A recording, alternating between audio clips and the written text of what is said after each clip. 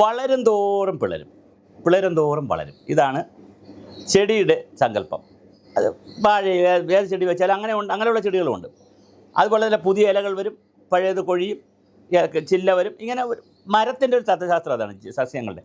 അതുകൊണ്ടായിരിക്കാം കേരള കോൺഗ്രസ് വളരെ ബോധപൂർവം 2 ചിഹ്നം എടുത്തത്. അതൊരു പ്രതീകാത്മകമായിട്ട് എടുത്തതാണ്. എന്തായാലും മാണി സാറിൻ്റെ വളരെ പ്രസിദ്ധമായ ഒരു പ്രയോഗമാണ് വളരും തോറും പിളരുകയും പിളരും തോറും വളരുകയും ചെയ്യുന്ന പാർട്ടിയാണ് കേരള കോൺഗ്രസ്. അതുകൊണ്ട് ആരും സങ്കടപ്പെടേണ്ട.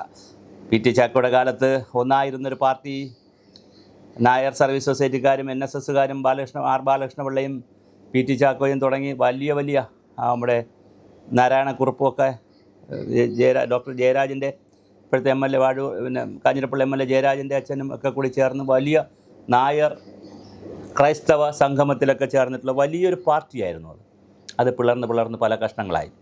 ഇപ്പോഴത്തെ ചങ്ങനാശ്ശേരിയിൽ കോൺഗ്രസ്സുകാർ ഒന്നിക്കണമെന്ന്, കേരള കോൺഗ്രസ്സുകാരെല്ലാം ഒന്നിക്കണമെന്ന് ചങ്ങനാശ്ശേരിയിൽ നിന്നൊരു ന്യൂസ് വരുന്നുണ്ട്. മെത്രാപ്പൊലിത്ത മാർ തോമസ് തറയിലാണ് അതിൻ്റെ പ്രസ്താവന ഇറക്കിയിരിക്കുന്നത്. കേരള കോൺഗ്രസ് സംസ്ഥാന സ്റ്റിയറിംഗ് കമ്മിറ്റി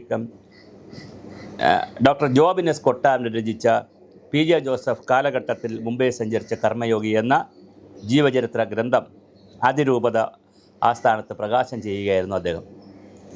സംയുക്ത രാഷ്ട്രീയത്തിൻ്റെ പ്രതീകമാണ് PJ ജോസഫ്.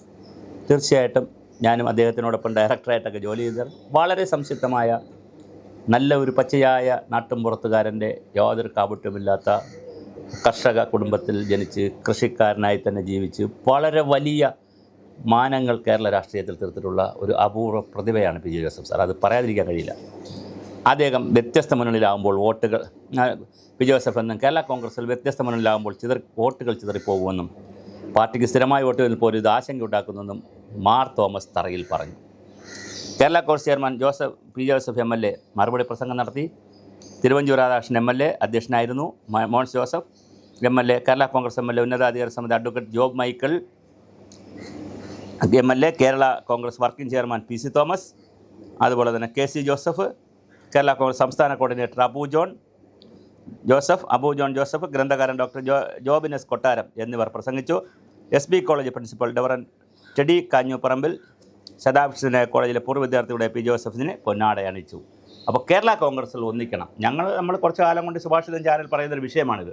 അപ്പോൾ തീർച്ചയായിട്ടും മാണി ഗ്രൂപ്പ് അല്ലെങ്കിൽ ജോസ് കെ മാണിയുടെ വിഭാഗവും ബാലകൃഷ്ണപിള്ളയുടെ വിഭാഗമായ ഗണേശൻ്റെ വിഭാഗവും PJ ജോസഫിൻ്റെ വിഭാഗവും അനൂപ് ജാക്കബ് വിഭാഗവും 4 വിഭാഗമുണ്ട്.